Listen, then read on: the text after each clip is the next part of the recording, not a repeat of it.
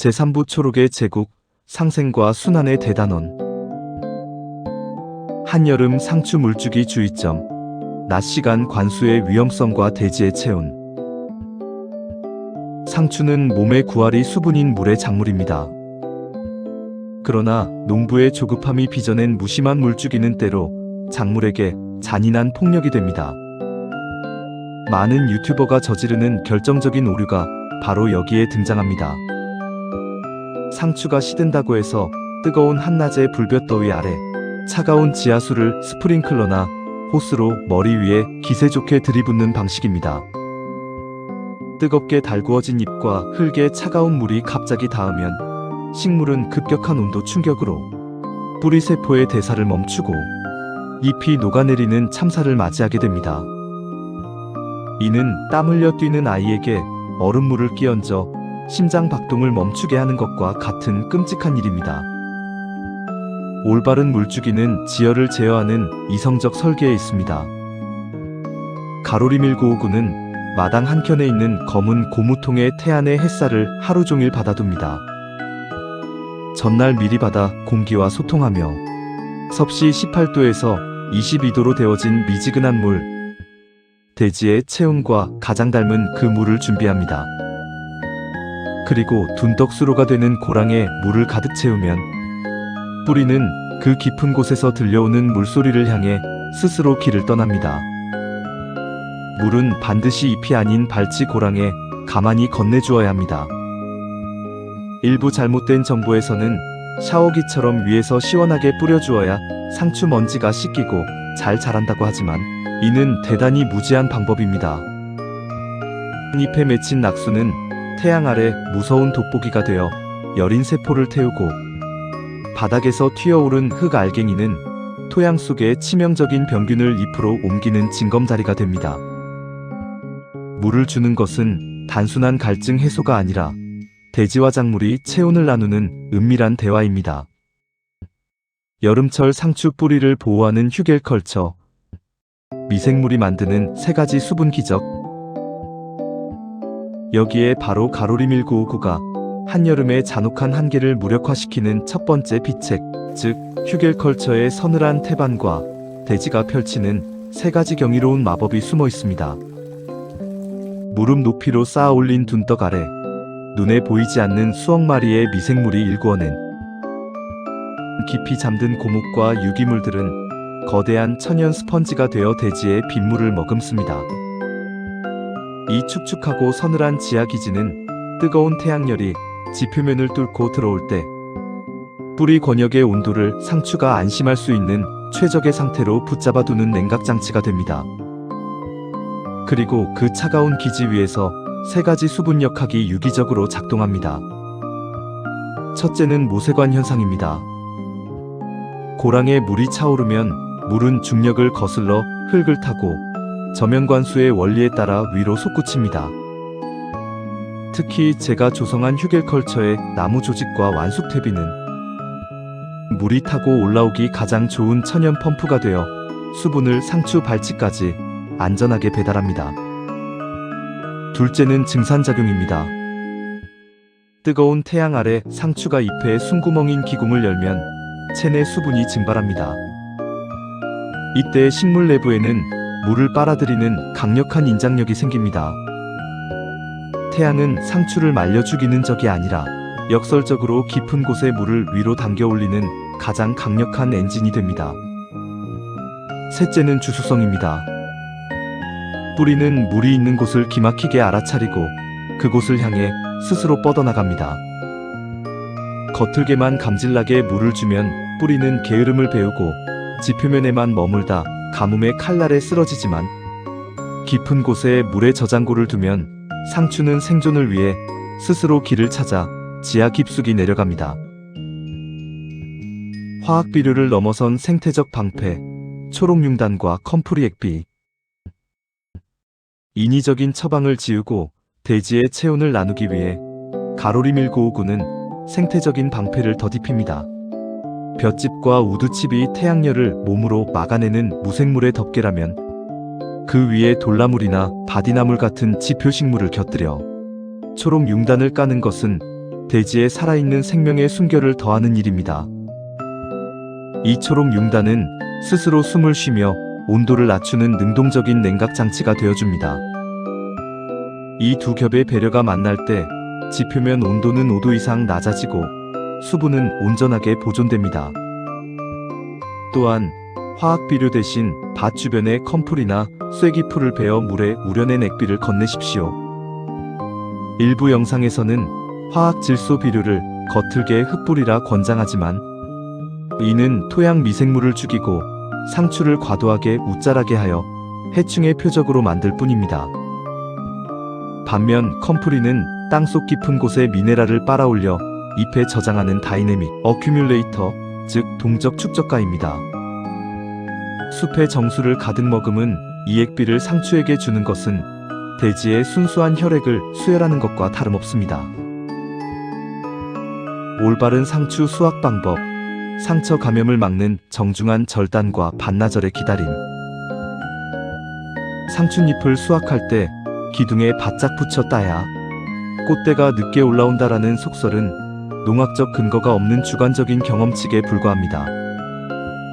그런데도 우리가 상추잎을 거둘 때는 뜯어내는 것이 아니라 반드시 줄기 부분에 바짝 붙여 정중하게 따내야 합니다. 잎의 끝자락을 가만히 쥐고 옆이나 아래로 부드럽게 비틀듯 꺾으면 톡하는 청량한 파차름과 함께 줄기에 그 어떤 잔재도 남지 않고 깔끔하게 단면이 분리됩니다. 만약 조급한 손길로 잎을 움켜쥐어 잎자루에 그루터기인 엿병을 줄기에 지저분하게 남겨두거나 표피를 찢어발기듯 뜯어내면 고온다습한 여름철 노지 환경은 이내 잔인한 생리병리적 재앙을 선고합니다.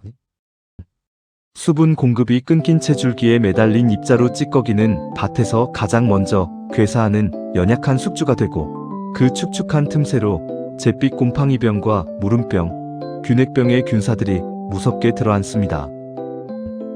어설픈 손길이 남긴 작은 잔재물이 결국 상추의 심장부인 관다발을 오염시켜 포기 전체를 까맣게 녹여내리며 주저앉히는 비극의 도화선이 되는 것입니다. 사실 상추는 스스로를 치유하는 고고한 방어 시스템을 품고 있습니다. 몸에 상처를 입는 순간 줄기 단면으로부터 백색의 신비로운 유액인 락투카리움을 뿜어냅니다. 이는 식물 스스로 단면을 정밀하게 코팅하여 외부 병원균의 침입을 차단하는 대지의 천연붕대입니다. 깔끔하게 꺾어내면 이 진액이 흘러나와 스스로 상처를 마감하지만 위로 잡아당겨 뜯어내면 겉껍질이 길게 찢어져 감염이 가속화될 뿐만 아니라 과도한 유액 유출로 상추 자체의 기력이 급격히 떨어집니다. 자연이 준 천연붕대를 믿고 흙과 맞닿아 노랗게 변한 하엽인 노엽을 먼저 매끄럽게 정리해주는 품격이 필요합니다. 그리고 햇살 아래 상추의 눈물이 마르고 상처가 온전히 아물 수 있도록 반나절의 기다림을 허락해 주십시오.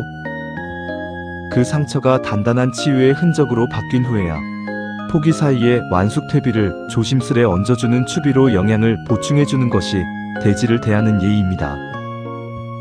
이 기다림의 미학은 대지를 향한 배려를 넘어 상처받은 인간을 온화하게 품어주시는 하늘의 섭리와도 깊이 맞닿아 있습니다. 상추 줄기의 목질화 유도와 잘못된 복토의 위험성. 상추 줄기가 도달해야 할 최종의 문법은 목질화에 있습니다. 시간이 흐를수록 상추는 모진 시련에 흔들리지 않도록 줄기를 나무처럼 단단하게 굳혀가는 경이로운 변모를 시작합니다. 이 목질화된 중심 줄기는 외부 병원균의 침투에 매우 강하여 잘 감염되지 않습니다. 수확 시 기둥에 바짝 붙여 깔끔하게 잎을 제거하고 단면을 깨끗하게 정돈해주면 그 단면은 온전하게 공기와 호흡하며 매끄럽게 경화되어 침범할 수 없는 완벽한 방어벽을 형성합니다. 이것이 바로 가로리1959가 가혹한 폭염과 과습을 뚫어내는 두 번째 비책, 즉 비움의 자리에 깃든 격식 있는 위생의 실체입니다. 잎자루 그루터기라는 찌꺼기를 남기지 않고 완성한 목질화 방어벽은 7월의 고온다습한 장마비 속에서도 상추대 전체가 병원균에 녹아내리지 않고 반석처럼 버텨낼 수 있는 가장 강력한 면역의 성벽이 되어줍니다. 단단하게 굳어 받쳐주는 목질화가 정상적으로 이루어질 때만 상추는 비로소 상부의 생장점으로 온전한 영양을 밀어올리며 봄 상추는 7월까지, 가을 상추는 서리가 내릴 때까지 초록의 서사를 멈추지 않고 이어갈 수 있습니다. 여기서 한 가지 엄격하게 경계해야 할 오류가 있습니다. 시중의 유튜브 영상에서는 길어진 줄기를 흙으로 무덤처럼 높게 덮어주는 폭토를 하라고 권하곤 합니다. 그러면 숨은 줄기에서 새 뿌리가 나와 영양을 더 빨아들인다는 그럴싸한 논리를 펴니다. 그러나 이미 딱딱하게 목질화되어 가는 줄기를 뜨겁고 습한 여름 노지의 흙으로 두껍게 덮어버리면 새로운 뿌리가 돋아나기도 전에 줄기세포가 질식하여 통째로 썩어 죽고 마는 무서운 독이 됩니다. 복토, 즉 북주기는 줄기를 파묻는 무덤이 아닙니다. 지표면 밖으로 드러난 연약하고 미세한 뿌리가 햇빛과 열기에 노출되어 마르지 않도록 안아주듯 살포시 덮어주는 따스한 이불이어야 합니다. 줄기가 쓰러질 듯 길어진다면 결코 흙을 무덤처럼 쌓을 것이 아니라 대지 옆에 작은 지주대를 세워 가볍게 묶어주어야 합니다.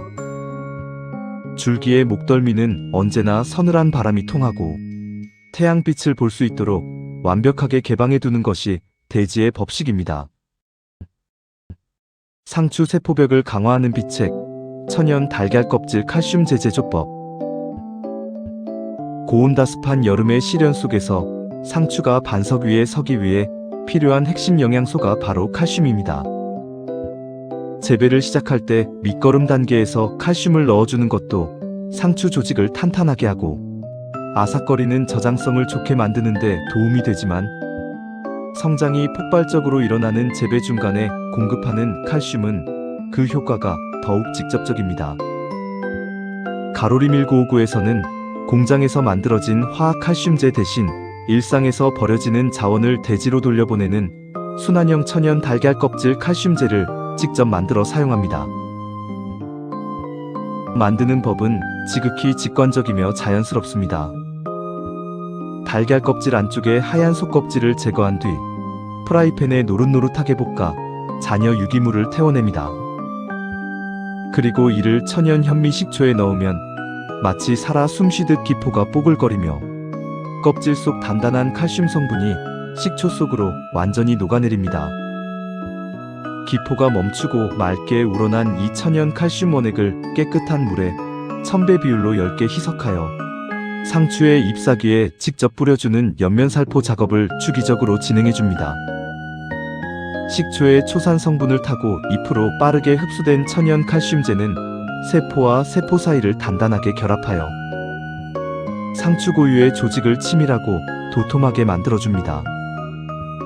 이렇게 자란 상추는 뜨거운 지열과 습도 속에서도 쉽게 세포벽이 무너져 흐물거리는 무름 현상을 스스로 극복해냅니다. 이와 더불어 수확한 후에도 특유의 아삭아삭한 식감이 오래도록 유지되며 저장성 또한 비약적으로 향상됩니다. 꽃대 올림을 유예하는 입체적 대안, 퍼머컬처 길드와 천연 차광막. 상추가 생장을 멈추고 꽃대를 올리는 근본적인 원인은 대기의 온도가 하루하루 누적되어 채워지는 적산 온도와 낮의 길이가 길어지는 장일 조건 때문입니다. 이 타이머의 속도를 늦추기 위해서는 상추가 마주하는 뜨거운 열기를 다스려야 합니다. 우리는 검은 플라스틱 차광망을 씌우는 인위적인 방법 대신 식물들이 서로 돕고 보호하는 퍼머컬처의 길드, 동반 재배를 통해 살아있는 천연 차광막을 만들 수 있습니다. 이것이 바로 가로리 밀고5구의 세 번째 비책이 들이우는 이동식 그늘의 마법입니다. 검은 비닐 차광망을 두둑 전체에 낮게 씌우는 관행은 여름철 내부 온도를 가두어 상추를 증기소태, 삶아 죽이는 우를 범하게 합니다. 상추는 완전히 어두운 그늘에 두면 잎이 얇아지고 웃자라 맛이 없어지며 흐물흐물해집니다. 반면 옥수수, 해바라기, 혹은 키가 큰 수수나 토마토 같은 작물들은 여름의 강렬한 태양을 온몸으로 받으며 성장하는 특성을 지녔습니다. 이처럼 성장의 높낮이와 계절적 특성이 다른 작물들을 한자리에 조화롭게 배치하는 것이 길드 식재의 핵심입니다.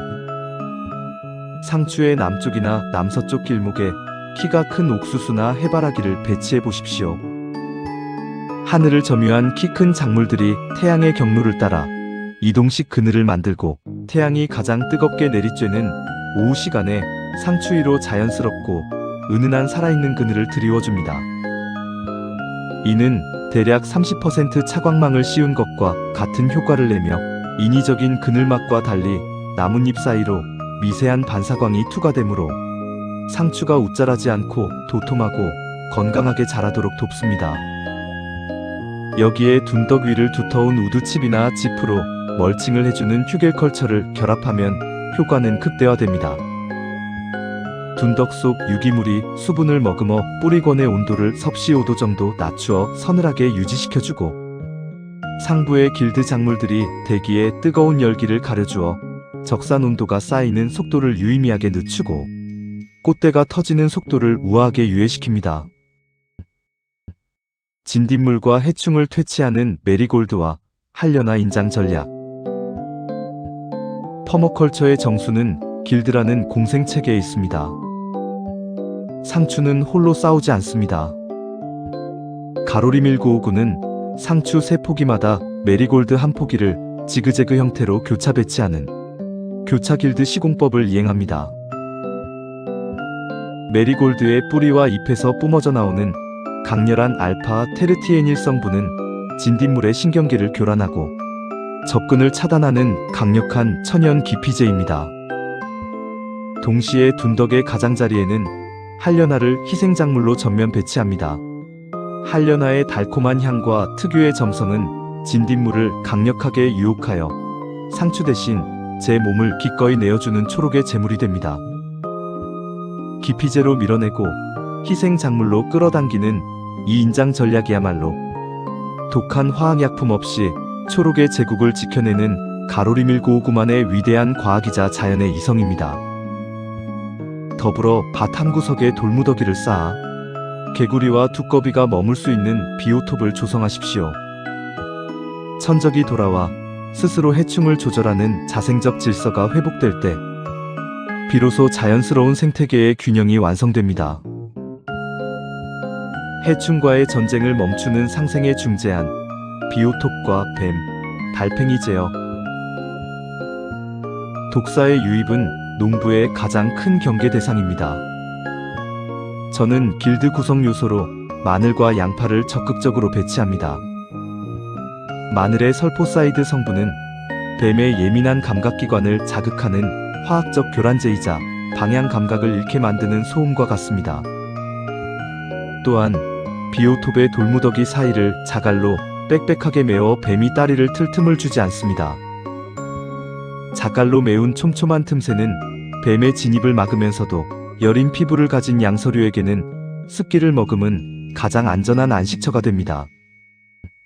상추의 평화를 위협하는 달팽이가 고민이라면 저는 박멸이 아닌 유인의 지혜를 빌려옵니다. 맥주 트랩은 달팽이가 발효 효모 냄새에 이끌리는 점을 이용한 정중한 중재안입니다. 김 빠진 맥주에 설탕 한 스푼을 섞고 담배꽁초 한두 개를 우려내어 니코틴 성분으로 달팽이의 탈출을 완벽히 차단합니다. 용기의 입구는 반드시 지표면과 수평이거나 1cm 정도 낮게 파묻어야 달팽이가 미끄러지듯 유인됩니다. 이러한 트랩으로 급한 불을 끄는 동안 비오톱의 자생적 질서가 회복될 것입니다. 상추의 한의학적 효능, 동의보감 와체의 약성과 현대적 가치. 우리가 가꾸는 이 상추는 허준의 동의보감에서 와체라 명명하며 그 약성을 높게 평가했을 만큼 대지가 우리 몸에 건네는 정교하고도 다정한 처방전입니다. 첫 번째 약효는 영혼을 다독이는 천연 자장가입니다. 상추 줄기를 꺾을 때 배어나오는 우윳빛즙 락투카리움은 스트레스로 잠 못 이루는 밤, 지친 중추신경을 다독여 깊은 숙면으로 인도하는 평온의 성분입니다. 두 번째 약효는 눈의 파수꾼이 되어 혈액을 정화하는 일입니다. 풍부한 루테인과 비타민 A는 시력을 보호하고, 철분과 엽산은 맑은 피를 생성하여 몸속 구석구석 생기를 돌게 합니다. 세 번째 약효는 뼈의 견고함을 세우고 장의 해독을 책임지는 것입니다. 비타민 K는 칼슘의 접착제가 되어 뼈를 튼튼히 결속하고, 풍부한 식이섬유는 장을 비워 몸 안의 독소를 밀어내는 청결한 청소부 역할을 수행합니다. 상추 수확 후 보관법. 수명과 아삭함을 늘리는 오븐 예냉의 미학. 마지막 수확의 순간에 이르면 우리는 안쪽에 가장 여린 심장인 생장점만큼은 돼지의 몫으로 남겨둡니다. 모두 가져가지 않는 이 절제의 미학이야말로 상추가 내일 다시 차오를 생명력을 얻는 비결입니다. 그렇게 갓 수확한 상추는 찬물에 5분간 담가 예냉하는 과정을 거칩니다. 5분이라는 찰나의 예냉은 여름 한낮 동안 상추 조직 속에 들끓던 뜨거운 호우별을 순식간에 잠재워 돼지가 부여한 생명력을 연맥 속에 단단히 가두고 조직을 아삭하게 결속하는 시간입니다. 이렇게 수분을 가둔 뒤 비닐팩에 공기를 넣어 밀봉 보관하면 보름이 지나도 갓 따온 듯한 싱싱함을 만날 수 있습니다.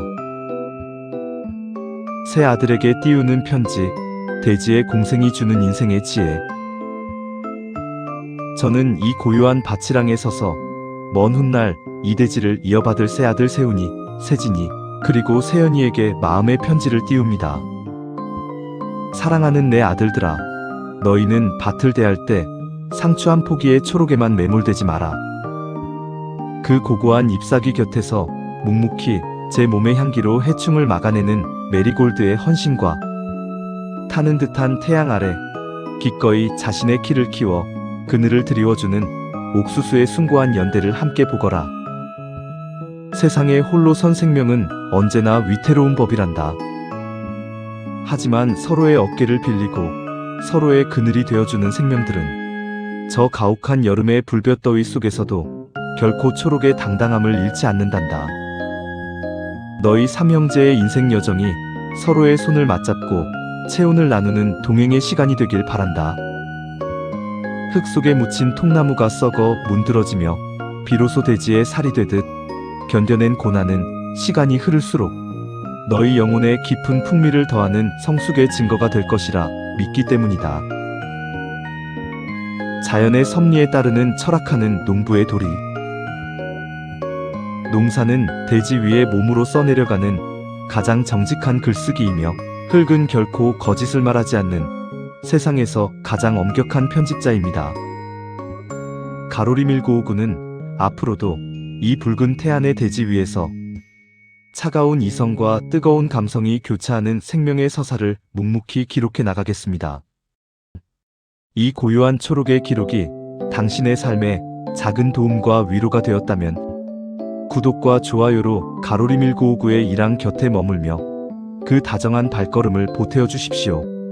지금까지 가로리 밀고오구에서 철학하는 농부였습니다. 감사합니다.